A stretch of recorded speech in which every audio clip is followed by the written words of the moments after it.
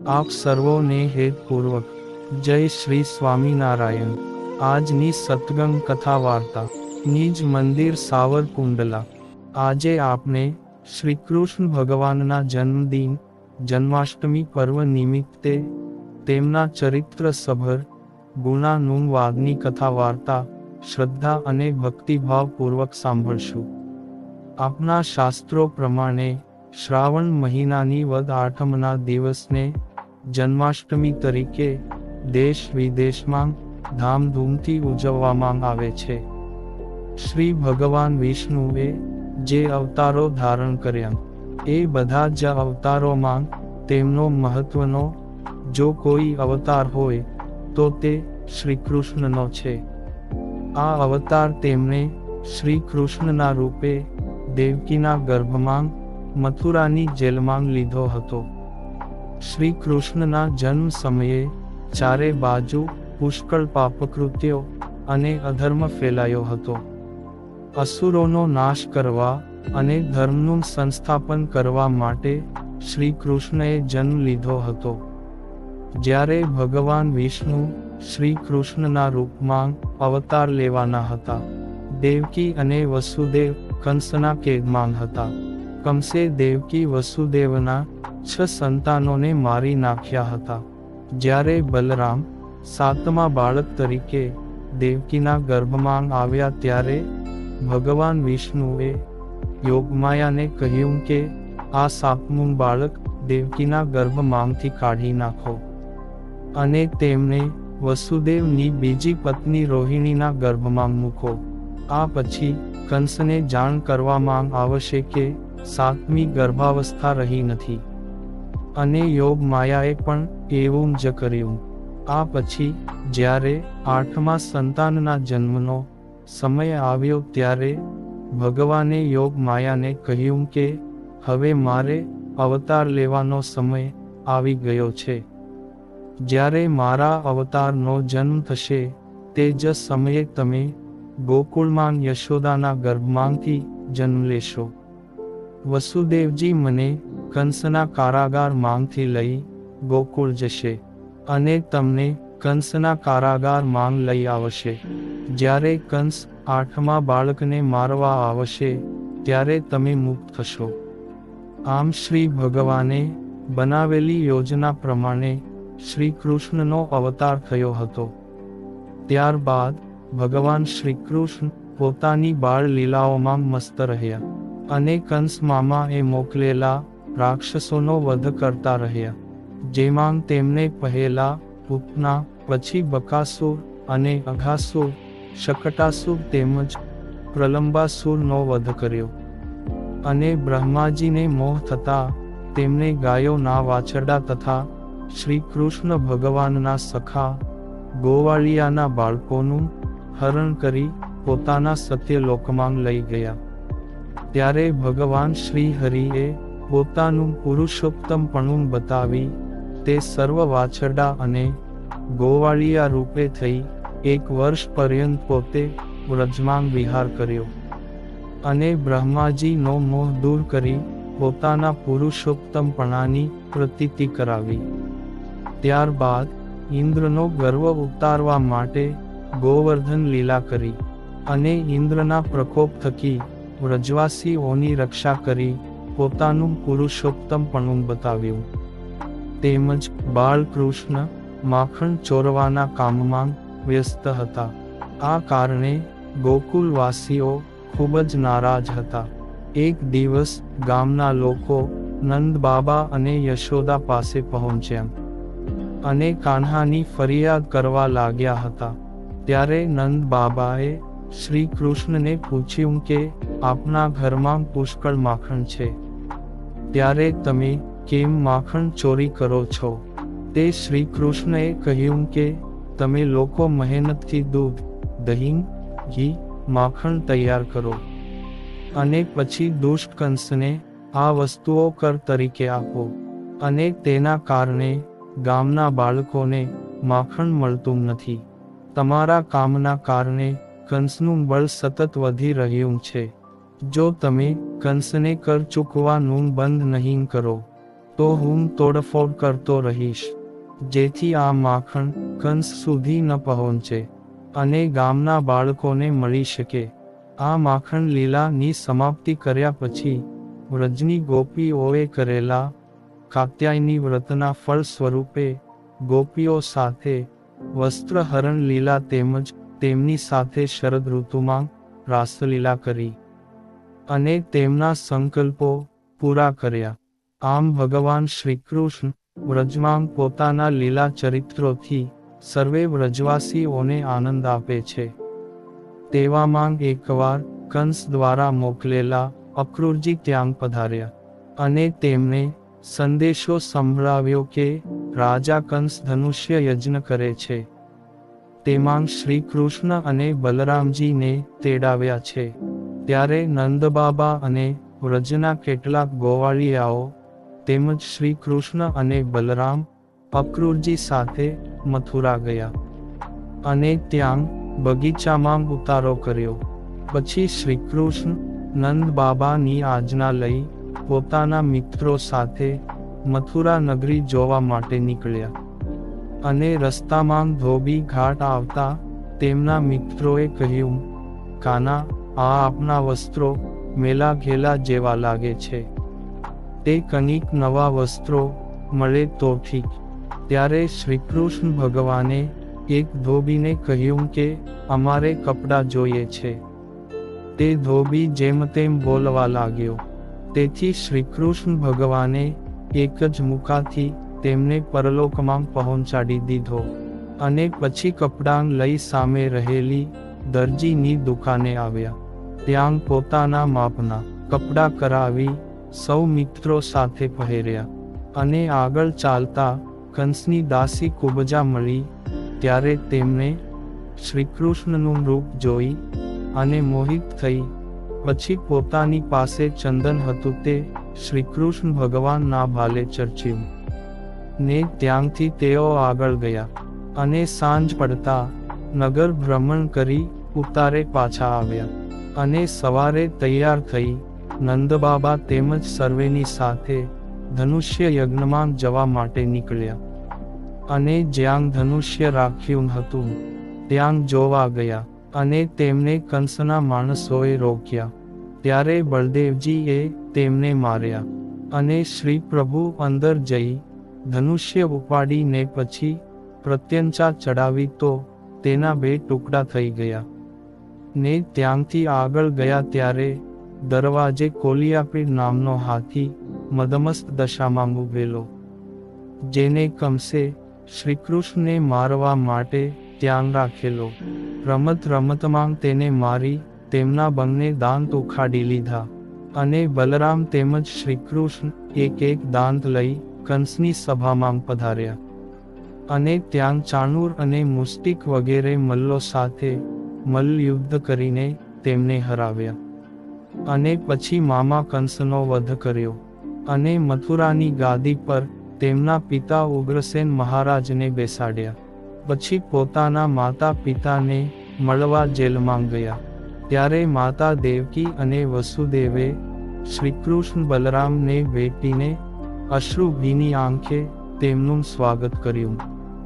ત્યારબાદ તેઓને ભણવા માટે ઉજ્જૈન નગરીમાં સાંદીપની ઋષિના આશ્રમમાં મોકલ્યા. ત્યાં તેઓએ 64 દિવસમાં 64 કળાઓ શીખી લીધી અને શાસ્ત્રો તેમજ શસ્ત્રોનું જ્ઞાન મેળવ્યું. ત્યાં ગુરુ આશ્રમમાં તેમને એક સુદામા નામના બ્રાહ્મણના દીકરા સાથે મિત્રતા થઈ. પછી અભ્યાસ પૂર્ણ કરી ગુરુ પત્નીને દક્ષિણામાં તેમનો પુત્ર ભૂમા પુરુષના લોકમાંથી લાવી આપ્યો કે જે પ્રભાસના દરિયામાં નાહવા જતાં ગુમ થઈ ગયો હતો. ત્યારબાદ ગુરુની રજા લઈને પાછા મથુરા આવ્યા. વળી ત્યાં સુખેથી રહેતા હતા તેવામાં કંસના સસરા જરાસંધ કંસના મૃત્યુનો બદલો લેવા ઘણા બધા સૈન્યને એકઠું કરી મથુરા પર ચડાઈ કરી. ત્યારે શ્રીકૃષ્ણ ભગવાને તેમને હરાવ્યા અને વળી થોડો સમય જતા ફરી પાછા યુદ્ધ કરવા મોટી સેના લઈને આવ્યા. જ્યારે પણ શ્રીકૃષ્ણ ભગવાન અને બળદેવજીએ તેમને પરાસ્ત કર્યો અને આમ 18 વખત તેને યુદ્ધમાં હરાવ્યો, ત્યારે 19મી વખતે તેમના મિત્ર કાલયવનને બોલાવી મથુરા પર ચડાઈ કરી, ત્યારે શ્રીકૃષ્ણ ભગવાને જાણ્યું કે આ કાલયવન ખૂબ શક્તિશાળી છે. તેથી રાતોરાત દેવોના શિલ્પી વિશ્વકર્માને કહીને ગુજરાતમાં સમુદ્ર વચ્ચે એક નગરીનું નિર્માણ કરાવ્યું અને પોતાની યોગમાયાના પ્રભાવથી મથુરાના તમામ લોકોને તે નગરમાં મોકલી દીધા.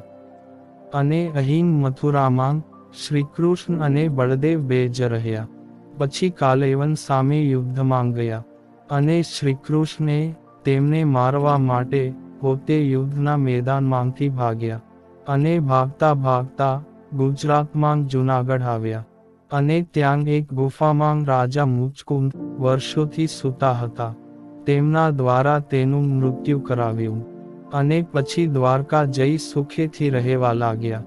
અને પછી તો તેમના રૂક્ષ્મણીજી સાથે લગ્ન થયા. ત્યારબાદ બીજી પણ ઘણી કન્યાઓને પોતે પરણ્યા. આમ દ્વારકામાં પોતાનો સુખી સંસાર ભોગવતા રહ્યા હતા. તેવામાં એક ઘટના ઘટી. વાત એમ હતી કે સત્રાજીત નામના યાદવ દ્વારકામાં સૂર્ય ભક્ત હતા. સૂર્ય ભગવાને તેમને સ્યમંતક નામનું ચમત્કારિક રત્ન આપ્યું હતું. આ રત્ન દરરોજ 20 તોલા સોનું આપતું હતું.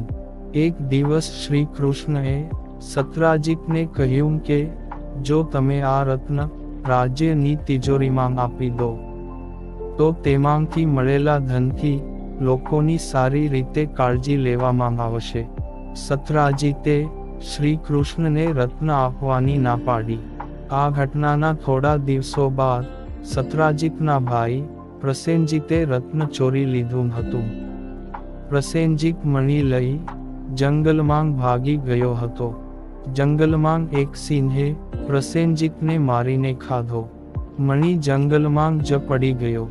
જ્યારે સત્રાજીતને પ્રસેનજીત અને તેનો મણી ન મળ્યો ત્યારે તેણે શ્રી કૃષ્ણ પર આરોપ લગાવ્યો કે કૃષ્ણએ મારું રત્ન ચોરી લીધું છે અને મારા ભાઈને મારી નાખ્યો છે. આમ શ્રી કૃષ્ણ પર ચોરી અને હત્યાનો આરોપ હતો. શ્રી કૃષ્ણ એ સમયે ગુસ્સે થયા નહીં, ધીરજ રાખી અને આ આરોપને ખોટો સાબિત કરવા જંગલ તરફ ગયા. જંગલમાં શ્રી કૃષ્ણએ સિંહના પગના નિશાન જોયા અને પગના નિશાન પાસે હાડકાનો ઢગલો જોયો. શ્રી કૃષ્ણ સમજી ગયા કે પ્રસેનજીત સિંહ દ્વારા માર્યો ગયો છે અને મણી અહીં ક્યાંક પડી ગયો છે. મણીની શોધમાં શ્રી કૃષ્ણ એક ગુફામાં પહોંચ્યા. જાંબવંત તે ગુફામાં રહેતો હતો. જ્યારે શ્રી કૃષ્ણે રત્ન માંગ્યું ત્યારે જાંબવંતે તે ન આપ્યું. આ પછી બંને વચ્ચે યુદ્ધ થયું. શ્રી કૃષ્ણ યુદ્ધ જીત્યા. જાંબવંત સમજી ગયો કે તે ભગવાન શ્રી રામનો અવતાર છે. આ પછી જાંબવંતે શ્રી કૃષ્ણને રત્ન આપ્યું અને તેમની પુત્રી જાંબવંતીના લગ્ન પણ ભગવાન સાથે કરાવ્યા. દ્વારકા પાછા આવીને શ્રી કૃષ્ણએ તે રત્ન સત્રાજીતને આપ્યું અને સમગ્ર સત્ય કહ્યું.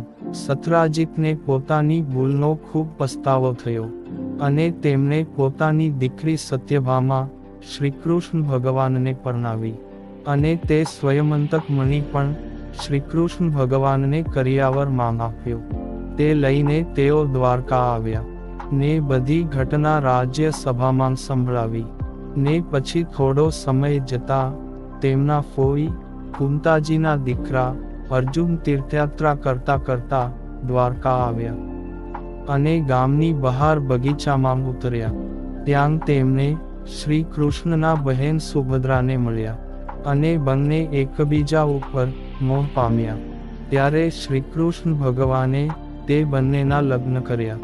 એમને હસ્તિનાપુર વળાવ્યા. ત્યારબાદ રાજા યુધિષ્ઠિરે હસ્તિનાપુરમાં યજ્ઞનું આયોજન કર્યું. તેમાં તેમને આમંત્રણ મળતા તેઓ ત્યાં ગયા. ત્યારે સભામાં પ્રથમ પૂજાના બહાને શિશુપાલ સાથે ઝઘડો થયો અને તેમણે શિશુપાલનો વધ કર્યો.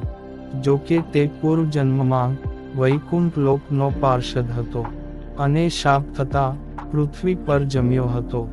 તેથી શ્રી હરિના દ્વારા મૃત્યુ સ્વીકારી પાછો વૈકુંઠ લોકમાં ગયો. અને ત્યારબાદ જે રાજાઓ શરણે ન થયા અને યજ્ઞનું આમંત્રણ ન સ્વીકાર્યું તેમની સાથે યુદ્ધ કર્યું અને તેઓને હરાવી હસ્તિનાપુરને આધીન કર્યા. પરંતુ તેમાં જરાસંધ ખૂબ જ મહાબલશાળી હતો. તેથી તેને ભીમ દ્વારા યુદ્ધમાં મૃત્યુ પમાડ્યો અને પછી એક છત્ર રાજ્ય કરીને હસ્તિનાપુર પરત આવ્યા અને ખૂબ જ ધામધૂમથી યજ્ઞકાર્ય સંપન્ન કરી પોતે દ્વારકા ગયા.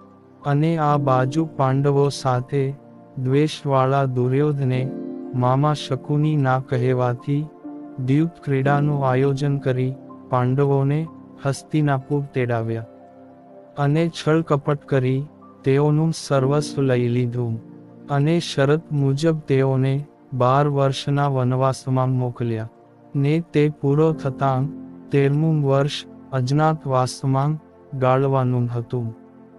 તે તેમણે વિરાટ નગરીમાં વિતાવ્યું જે આજનું ધોળકા કહેવાય છે.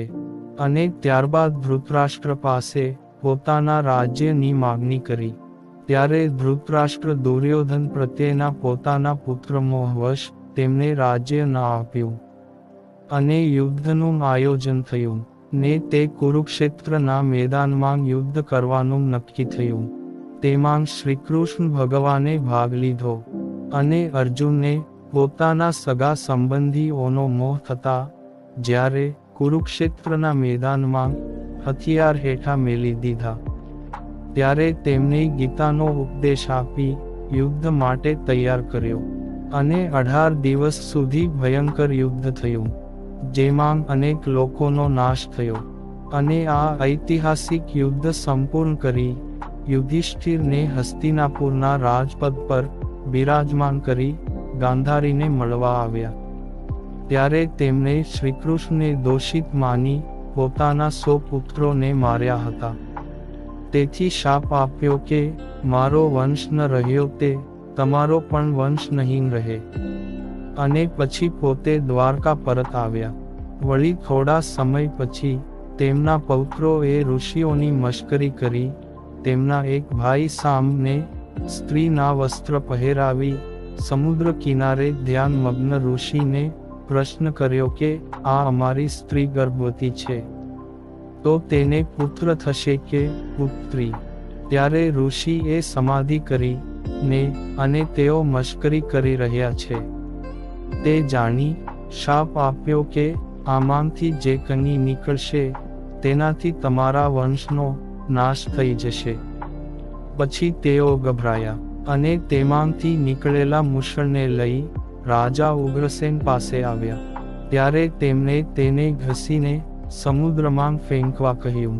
પણ તે વાતની ખબર અંતર્યામીપણે શ્રીકૃષ્ણ જાણી ગયા.